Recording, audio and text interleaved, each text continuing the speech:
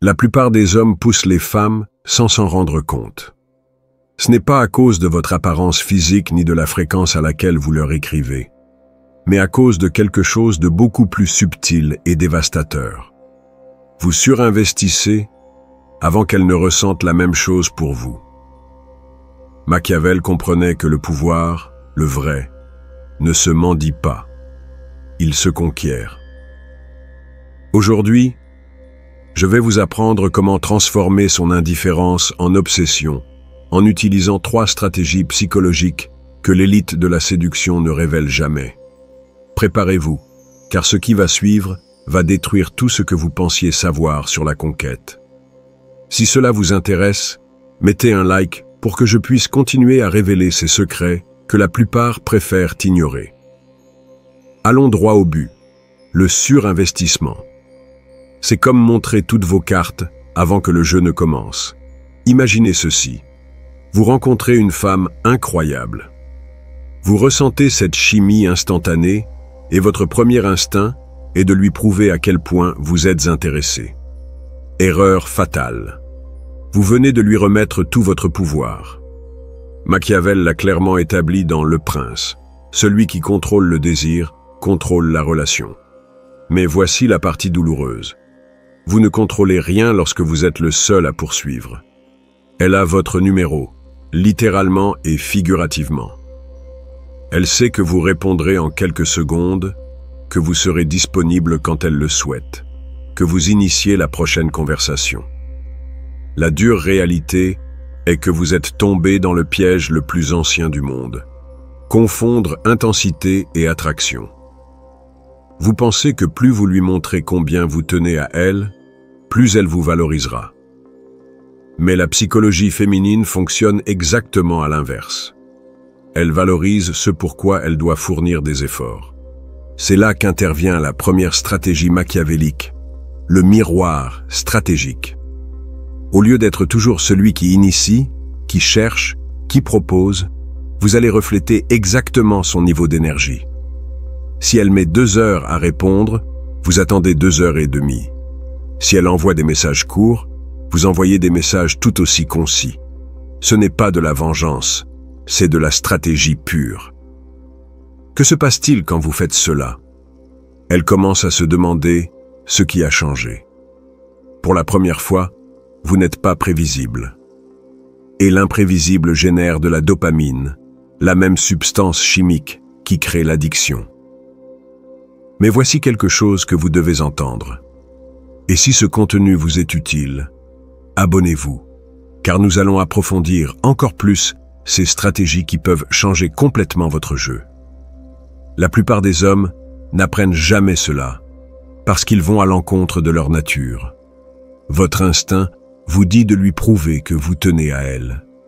Mais la stratégie réussie dit de lui prouver que vous avez des options. La différence entre l'homme moyen et l'homme que les femmes n'oublient pas réside en une seule chose. L'homme moyen mendie de l'attention. L'homme stratégique la crée. Lorsque vous mettez en œuvre le miroir stratégique, vous ne récupérez pas seulement votre pouvoir, vous créez quelque chose de beaucoup plus dangereux, une curiosité véritable sur qui vous êtes réellement. Regardez, elle est habituée à ce que les hommes se donnent corps et âme pour son attention. Lorsque votre instinct est de ne pas le faire, lorsque vous reflétez son énergie au lieu de toujours donner plus, son cerveau entre en mode alerte. Elle commence à remarquer des choses qu'elle avait auparavant ignorées. Elle se demande pourquoi vous n'agissez pas comme les autres. Et voici ce qui est le plus brutal. Une fois qu'elle commence à investir de l'énergie pour vous comprendre, elle a déjà perdu.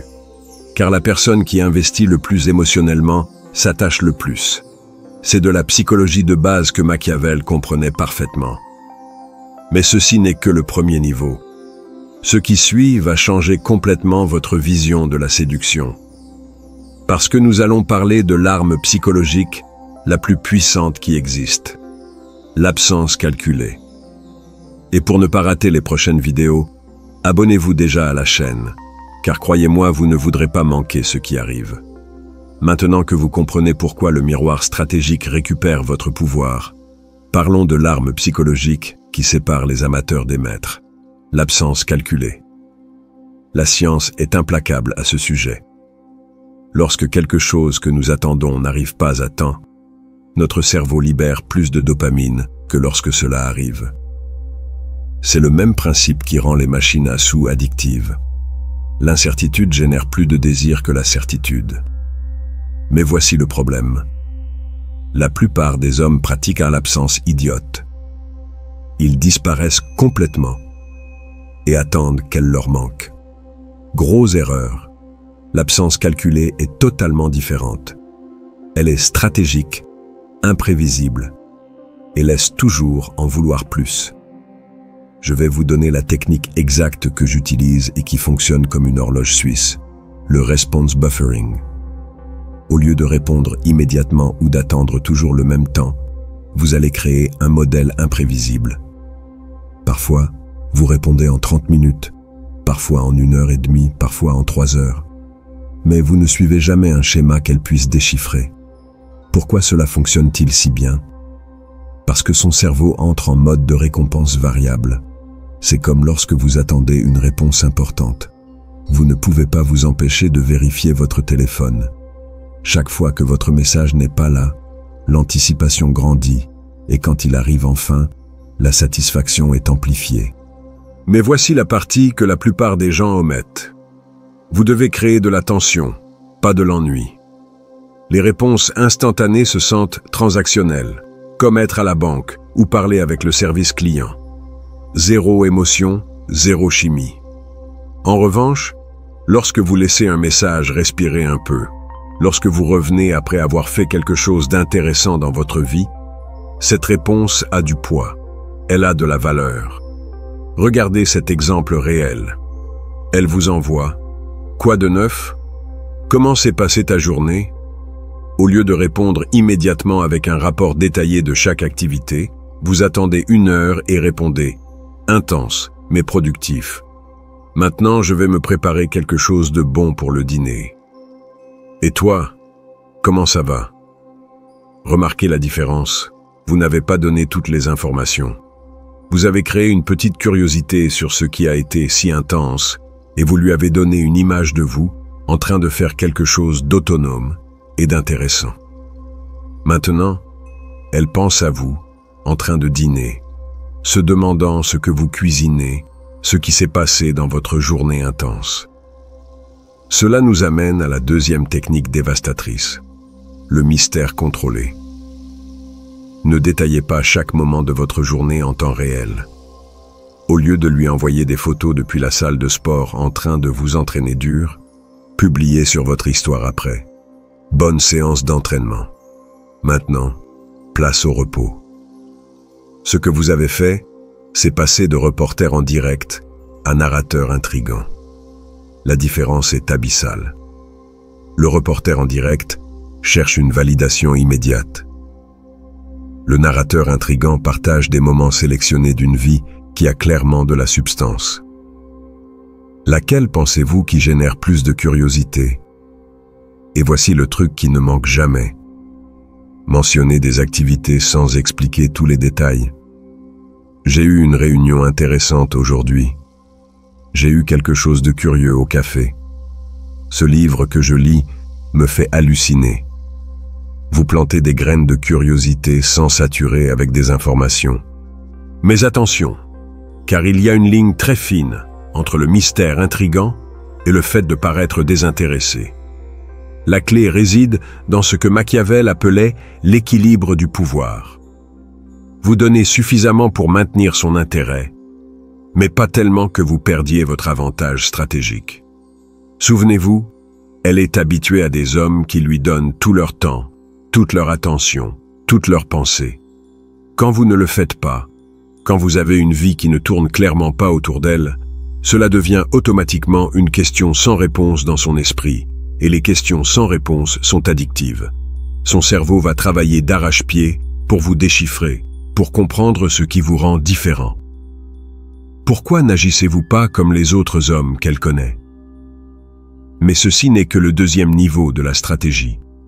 Ce qui suit va à l'encontre de tout ce que l'on vous a appris sur le fait d'être un gentleman, car nous allons parler de la manière de transformer la prévisibilité en votre ennemi mortel et l'incertitude en votre meilleur allié.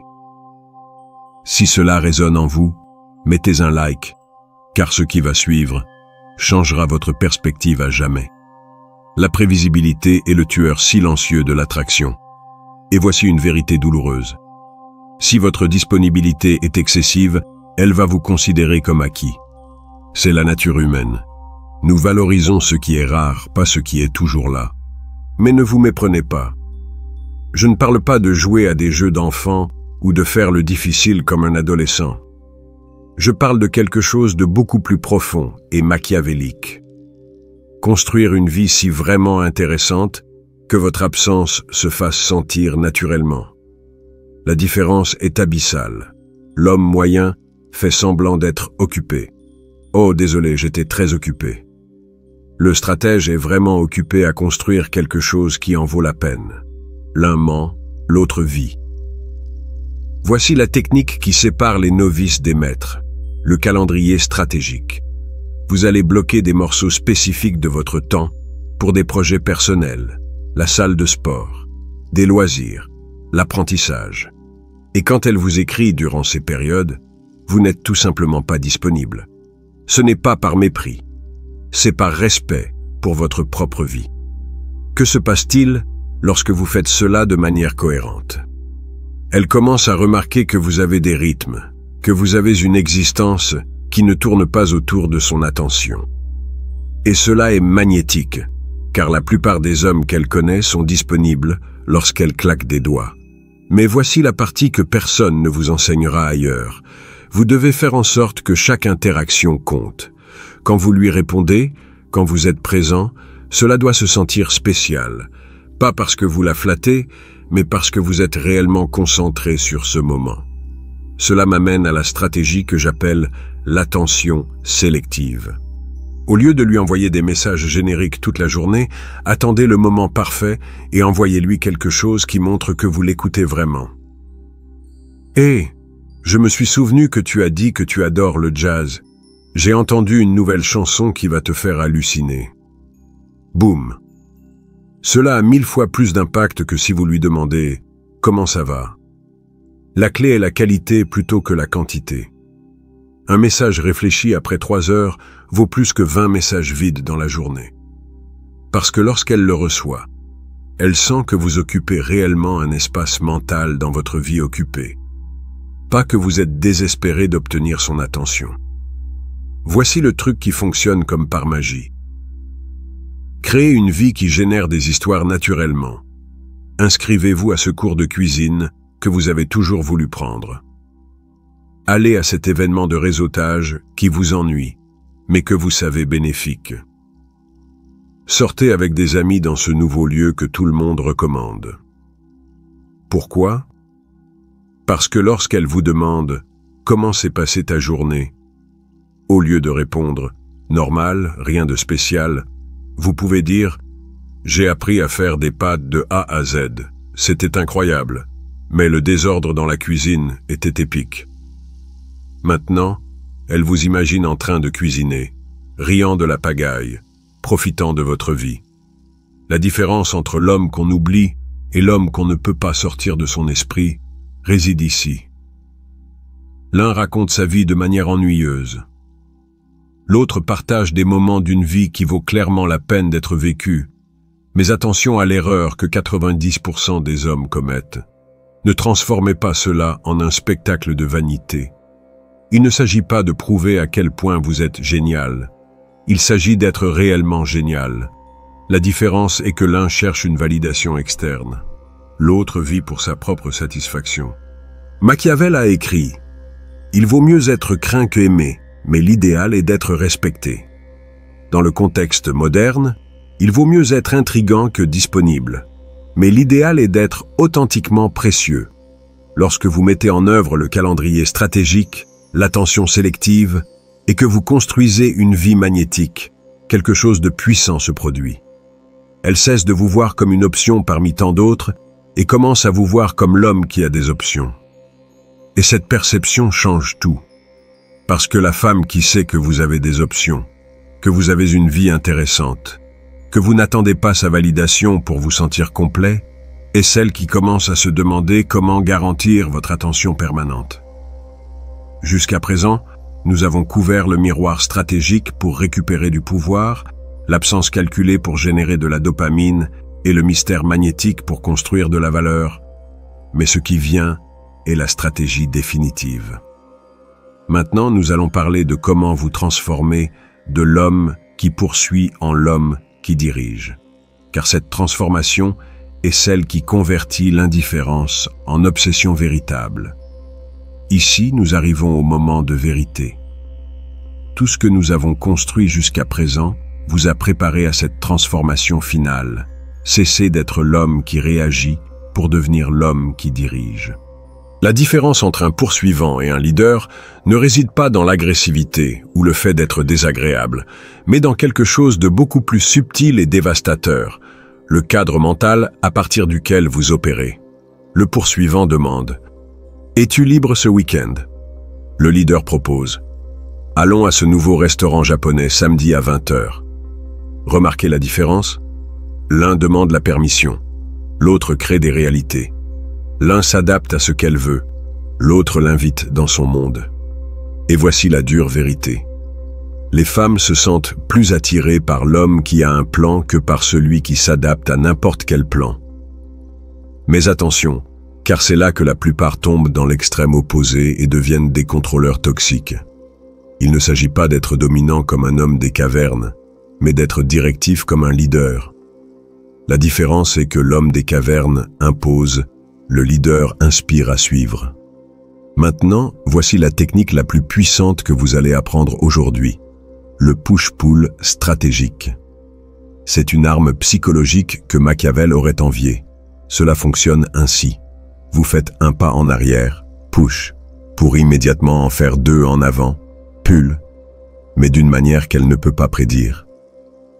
Exemple réel. Elle vous invite à une fête vendredi. Au lieu de sauter de joie et de dire oui immédiatement, vous répondez « Vendredi, j'ai d'autres plans ».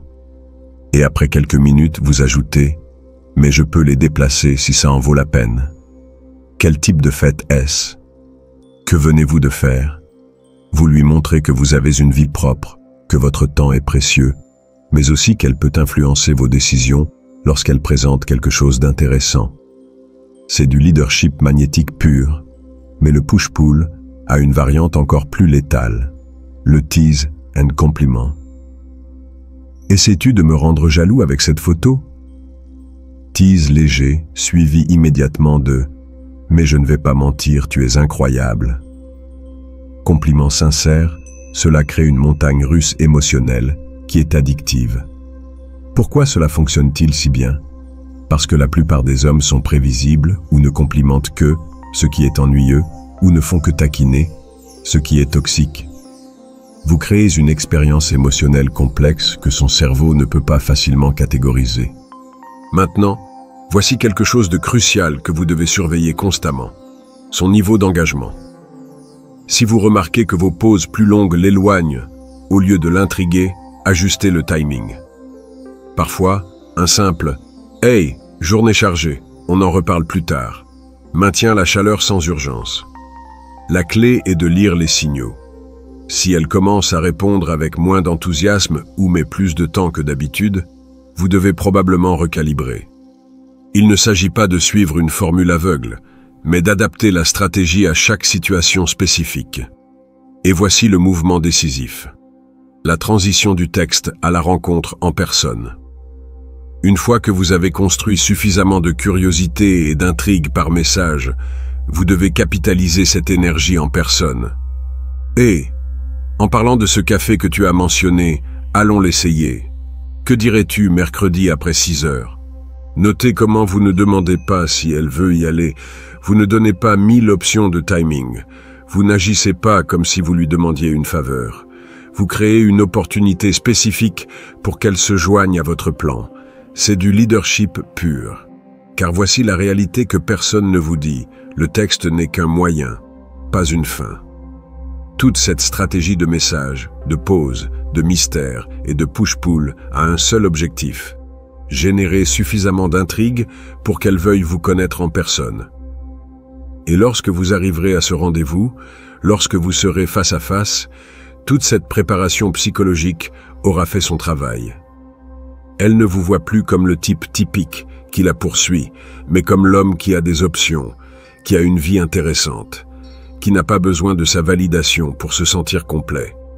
Cette perception est celle qui transforme un rendez-vous occasionnel en une expérience inoubliable, car vous n'êtes pas juste un homme de plus essayant de l'impressionner.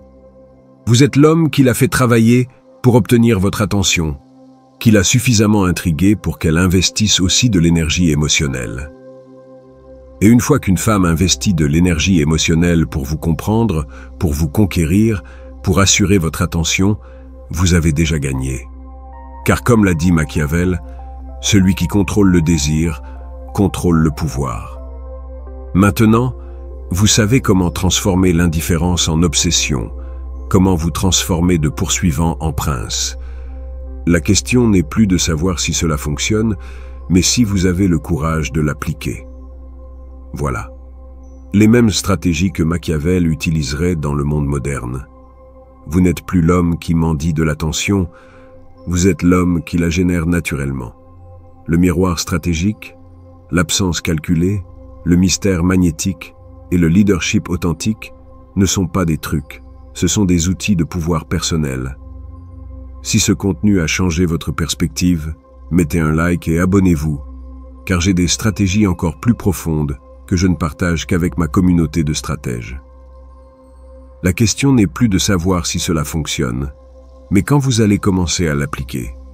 Le pouvoir est entre vos mains. Utilisez-le judicieusement.